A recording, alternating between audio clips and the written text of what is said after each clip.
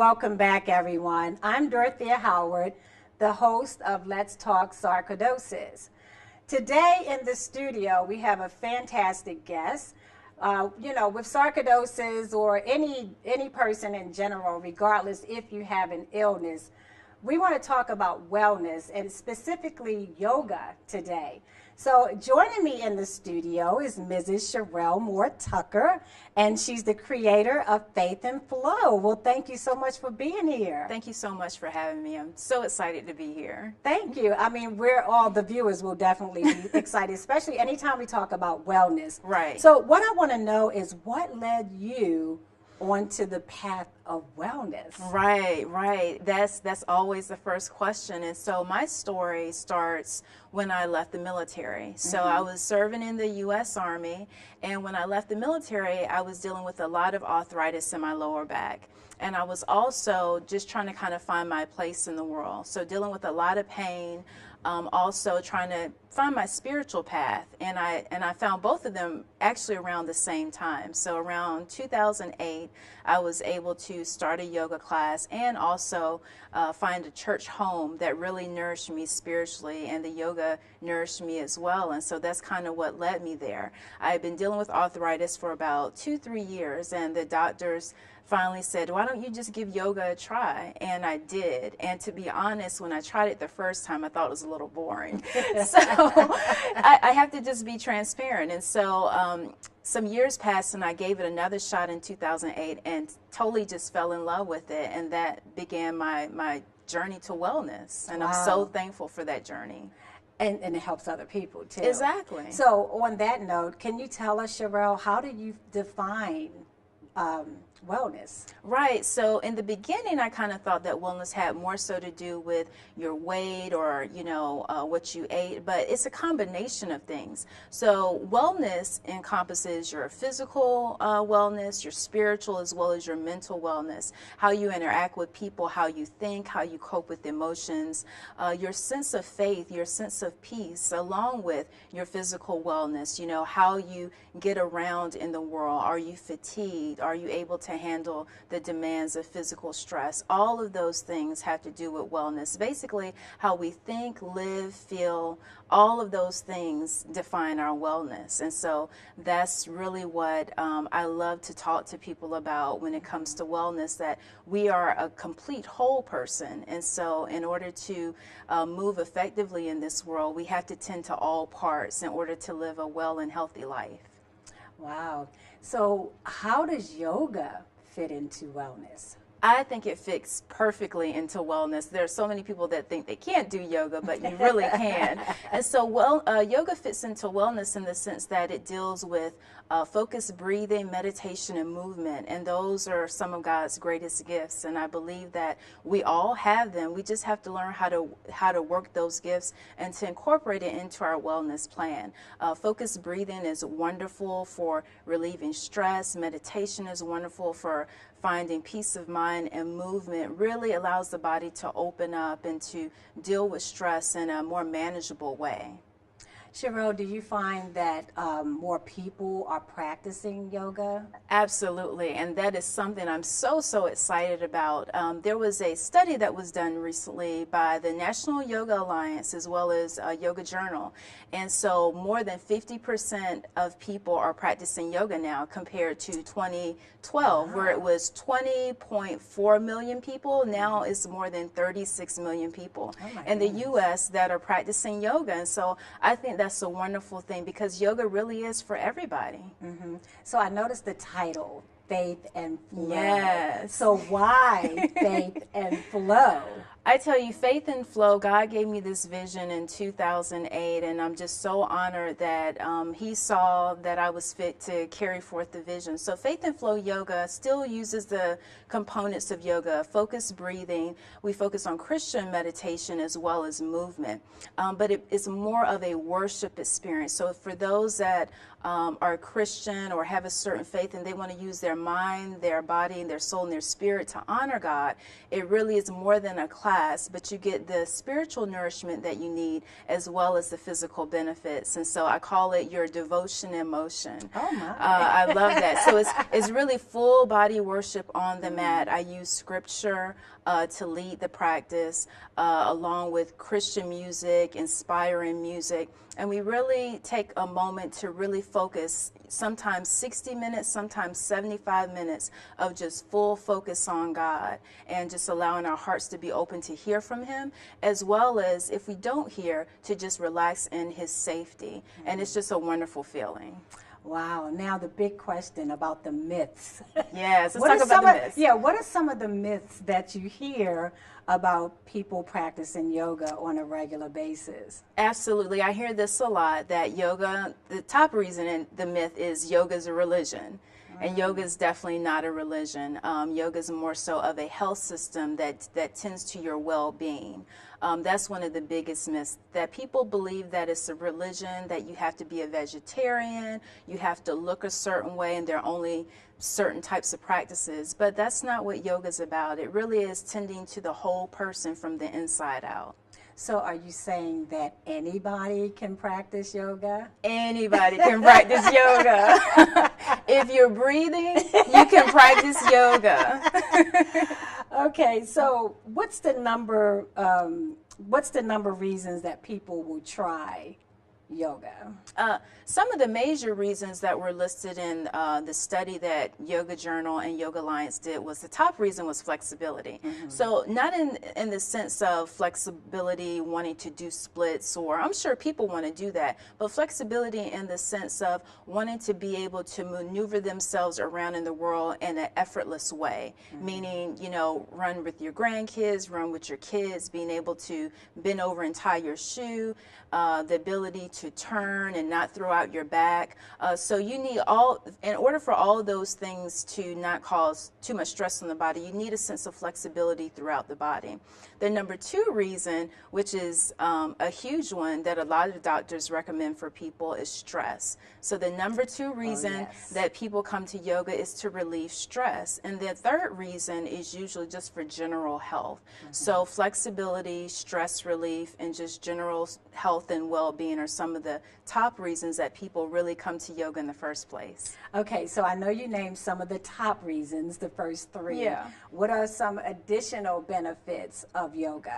There are so many benefits. I think that when we tend to watch social media, automatically think about flexibility, like as people say, turning your body into a pretzel, but that's that's just what you see with the visible eye. But there's so many things that are going on inside of the body that are so beneficial, like your sense of balance. So your balance improves, your posture. You begin to have better posture. It also helps to increase your blood flow. For those that are living with high blood pressure, it helps those with high blood pressure. It helps with digestion, those that have digestion issues. And one of the biggest benefits that many of my students tell me are it helps with their sleep. So not that you have to have an issue with sleep, but it helps you to sleep better and longer and throughout the night.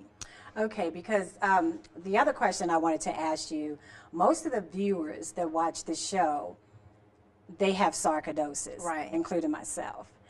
And well, everyone doesn't have sarcoidosis. Someone may have other health issues.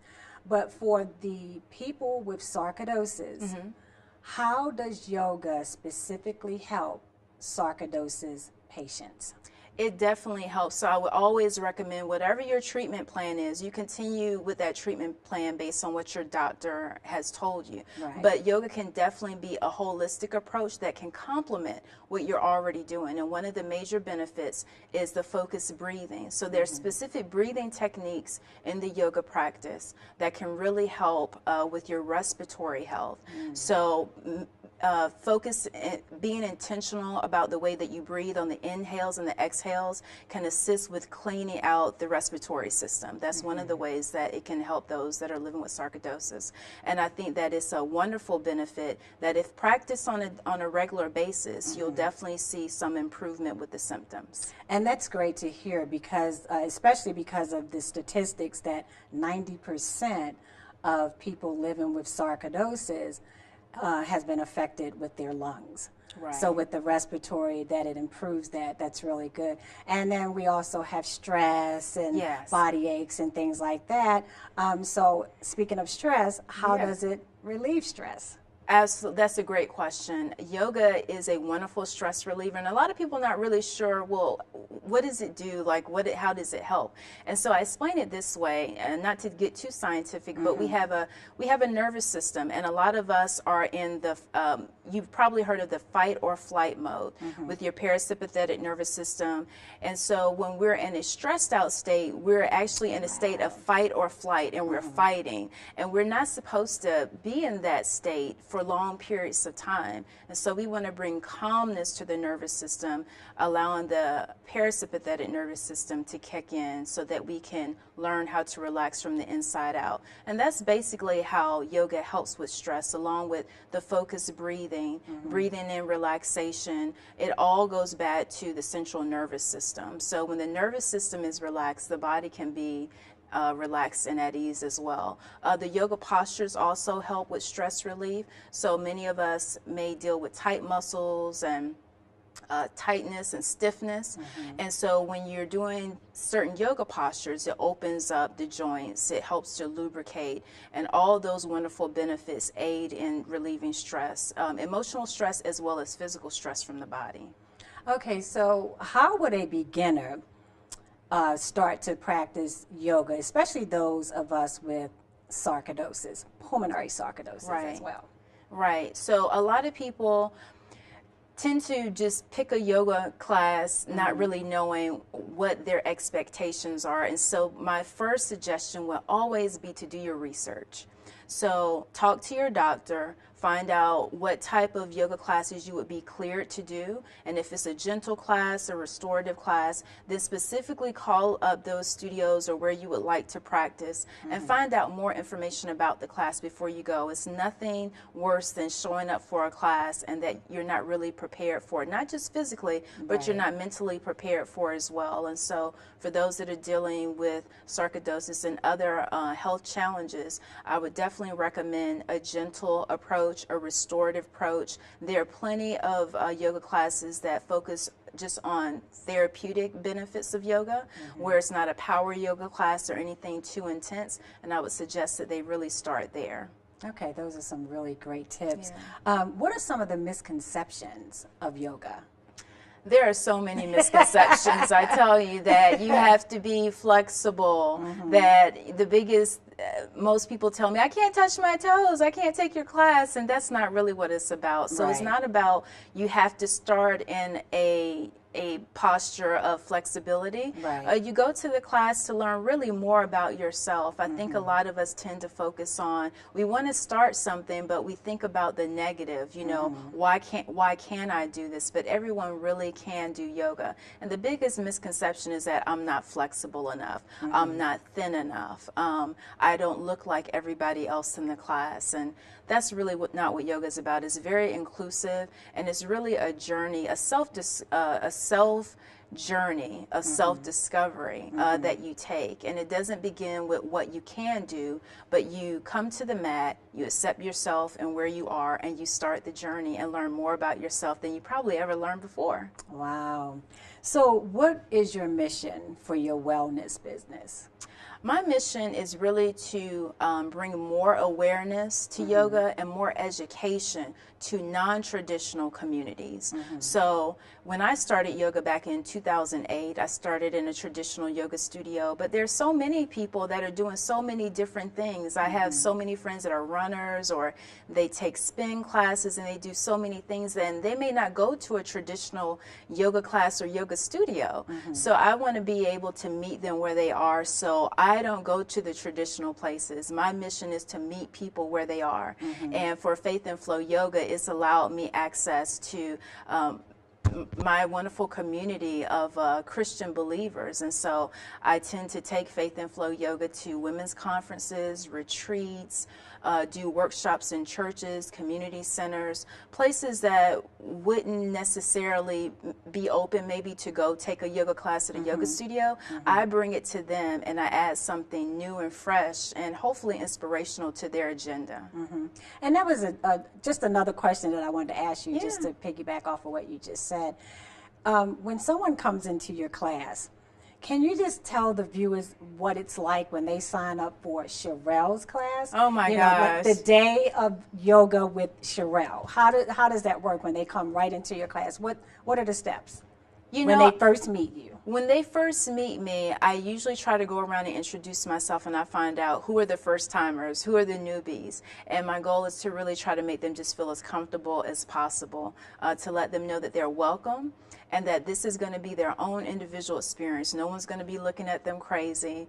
And if they will come just with an open mind, that they will receive so many benefits. And it doesn't start with the physical, but it all starts inside. And so we start out with Christian meditation, focusing on the Word of God, setting our intention for the entire practice. And then we add in some focused breathing to help people just decompress from the day so that they can relax and really get the fullness of what God has for them. And then we gently add in movement. And that movement may look different on different bodies, and it may look similar with other people, but they don't have to carry expectations of what the class is going to be.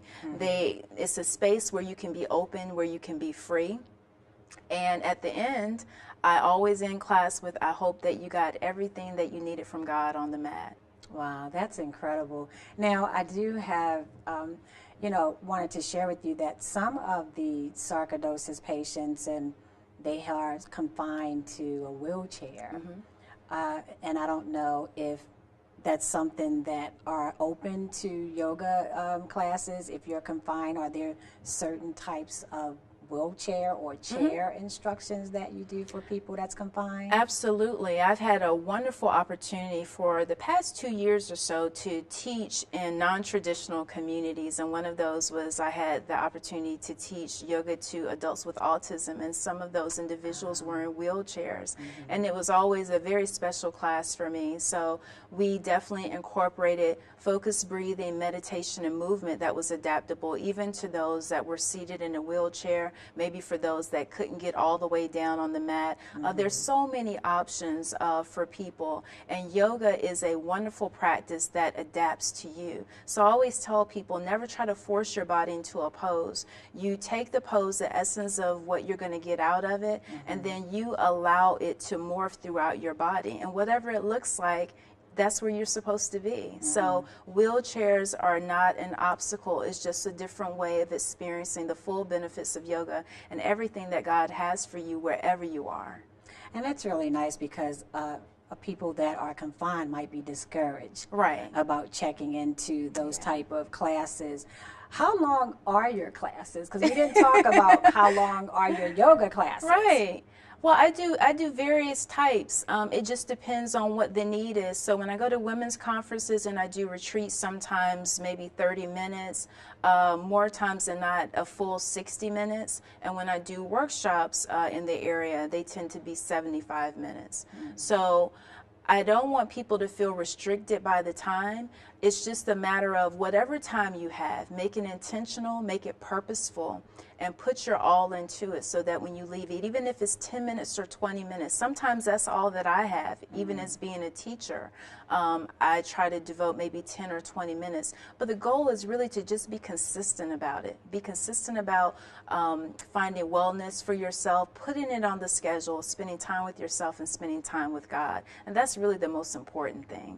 And I was actually going to ask you, how often should you take yoga classes? Right. So there's so many people that are starting out that are brand new to yoga, and I would say start out very slow.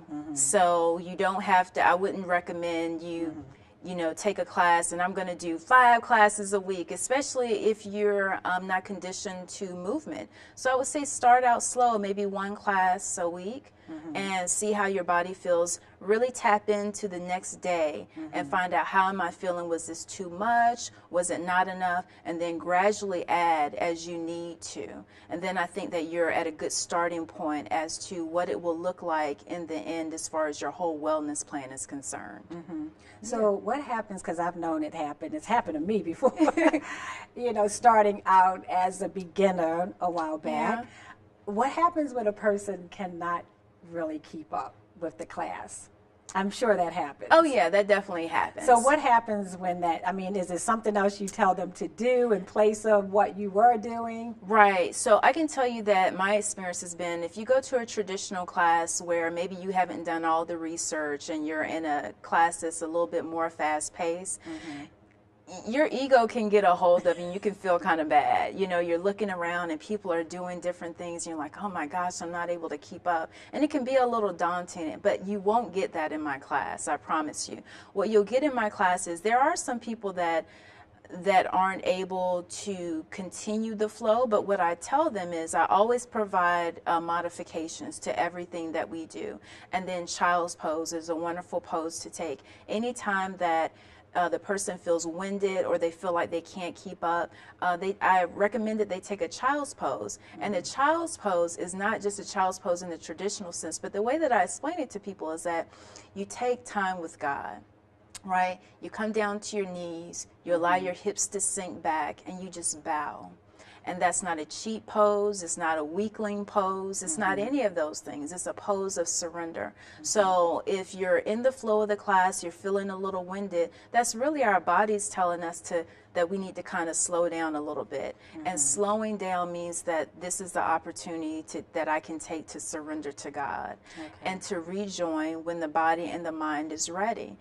As far as the poses where the body's not fully open to the full expression of the posture, I always give plenty of modifications. My goal is to make sure that everyone leaves feeling successful, like they've accomplished some things. And that's my challenge to myself as a teacher. Sprinkle a little bit of challenging poses, but sprinkle some things in there that people will feel motivated to come back and that they felt like I was challenged, but I didn't leave defeated. I attended so many yoga classes in the beginning of my yoga journey where I left feeling so defeated. I felt horrible, like I didn't do anything. And I never want anybody to leave my class feeling that way, because it's not really about what you do on the mat, but it's more so about your mindset and your heart towards God. And were you really open during the process while you were on the mat? Wow, that's great. And I like when you said about doing your research. Right, absolutely. I happened to be in a few classes a while back, and I should have done my research. Right. So that was a tip that I'm sure people will definitely take into consideration now. And as far as your classes, do you have how many do you have in your classes? Is there a maximum or is there a minimum as far as your classes? Right. I usually tend to teach workshops. I teach on Sundays, so it kind of goes with the whole, worship theme. And the classes tend to range in size. Sometimes the classes are maybe 5 to 6 people. The workshop classes tend to be a little bit larger, where it's maybe 30 to 40 people. And that makes it a little bit more challenging, but I definitely try to make sure that I teach off the mat. So you may be wondering, what does that mean? Right. Well, I was going to say, I don't know what that means. Right. So it means exactly that I don't stay on the mat. I don't go through the whole flow with the class. So I tell people usually, I've already done my flow, so I'm just here for you guys to facilitate a worship experience. So I tend to walk around a lot. I walk around, I look at faces, I make people laugh, I encourage them, and I let them know it's just yoga. Have fun. We serve a God that He wants us to have a good time. And so I spend most of my time off of the mat during those large classes, making sure that I talk people through the process versus just showing them, because I don't want them to kind of just mimic what I do, but I want them to listen, tune into their 5 senses and listen, and then figure out how it works in my body. How does this pose supposed to work versus leaning on me and let me just mimic what she does. And attire. We haven't talked about attire. Okay. So what do you recommend for the attire in your class? What type of... Right. I get that question actually a lot. And so for people that are not active or they're just starting out their wellness journey, they're not really sure. So I would recommend some type of comfortable clothing, nothing that's too loose fitting to where for myself as a yoga instructor, I'm looking for alignment. I'm making sure that you're not hurting yourself. So if you wear something too baggy, I really can't see what's going on in your body. But you want to be comfortable. You want to wear something that's loose fitting but not too loose fitting. Some people enjoy capris or tights of some sort, a tank top. Some people like to dress in layers. They come and they kind of remove layers as they feel that internal heat building up. I know what that feels like. Right. So you'll definitely feel the internal heat in my class building up. And so everybody just kind of finds their own way in the process. But for newcomers, I definitely just recommend find something that you're comfortable in, because the worst thing is that you come to class and you got this nice yoga outfit on, but you're uncomfortable. Maybe you've selected the wrong sports bra, or it looks good but you're not comfortable in your body, you're not comfortable with moving. So I would recommend comfortable clothes over anything else, and then everything else will flow. So how can people get in touch with you in regards to your classes and conferences and retreats and all that? Yes, all of that. Yeah, all of the above. How can people get in touch with you? Right. So if people will hang on, you'll find out more about me and my website at the end of the credits. But you can definitely check out my website and learn more about what I do, where I'm active in the community, and where I'm going. So hopefully everybody will tune in, hang in there to the very end, and you'll see the website at the credits. Great. Before we end the show, is there anything that you would like to leave the viewers with? Maybe a thought of the day or some type of tip? What would you leave for the viewers watching? Well, I just would hope that people would really watch this and realize, oh, there's some things that I didn't know about yoga, and that it's really not as hard as people think that it is. That it really is just about just self-discovery, about learning more about yourself and providing yourself with the time and the space to learn more about yourself on the mat. It's nothing that's too tedious, and just know that when you come to Faith and Flow Yoga, you're going to get full body worship. My tagline is, full body worship through faith makes me well, and you will leave well. I like that. I want to thank you so much for coming out today, taking time out your busy Faith and Flow schedule to be with us and educate the viewers. I want to thank the viewers for watching the show. And, as Sherelle talked about today, wellness is a big key to happiness and living longer. So live your life, stay positive, and by all means, never let your illness define you. That's the number one thing. I don't care what type of illness we have, whether it's sarcoidosis, cancer, or any other illness that's out there. Never let it define you. Be who you are and enjoy your life. Thank you for watching, and God bless.